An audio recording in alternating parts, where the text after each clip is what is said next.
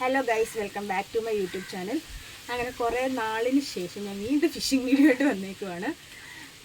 നമ്മൾ വെറുതെ ഒന്ന് ചൂണ്ടയിടാൻ പോകണം ഗൈസ്. ഞങ്ങളുടെ ഇവിടെ എല്ലാം ഇപ്പം വെള്ളമായി. ഇതാണ് അച്ഛൻ വെള്ളത്തിൽ പോകുന്നു.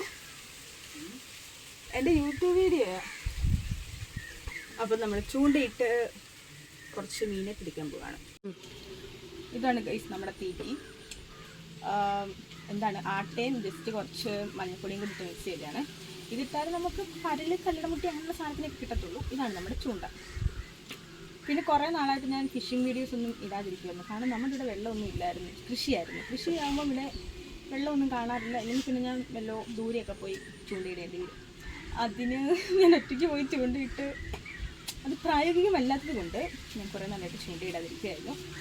ഇപ്പം വെള്ളമൊക്കെ ആയപ്പോൾ നമുക്ക് വീണ്ടും ഇനി ചൂണ്ടയൊക്കെ ഇട്ട് മീനൊക്കെ പിടിക്കാൻ പറ്റും.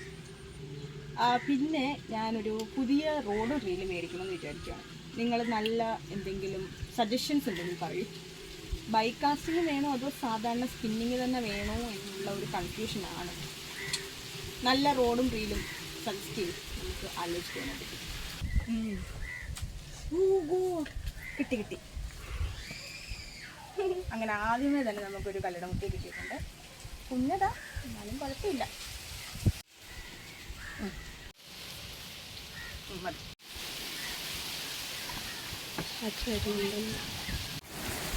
അതിൻ്റെ ടൈമിങ് ചൂണ്ടയിടാൻ ഇറങ്ങിയപ്പം തന്നെ മഴയും വന്നു.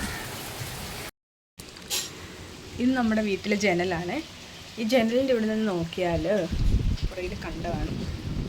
ഇങ്ങനെ ജനലിൽ കൂടി ഇരുന്നിട്ട് നമുക്ക് കണ്ടത്തിൽ മഴയൊക്കെ പെയ്യുന്നത് ആസ്വദിക്കാം.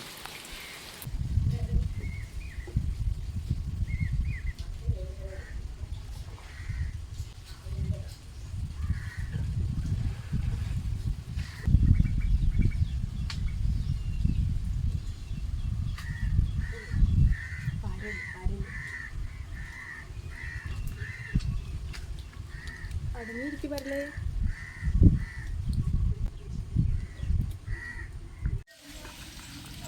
ഇത്രയും മീനെയാണ് ഗൈസ് ഇന്ന് ചൂണ്ടയിട്ട് കിട്ടിയത്. എല്ലാം കല്ലുമുട്ടി പരലൊക്കെയാണ്.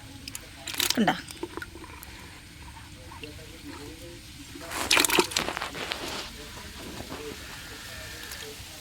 ഇന്നത്തെ വീഡിയോ ഇത്രയേ ഉള്ളൂ ഗൈസ്. Okay, by.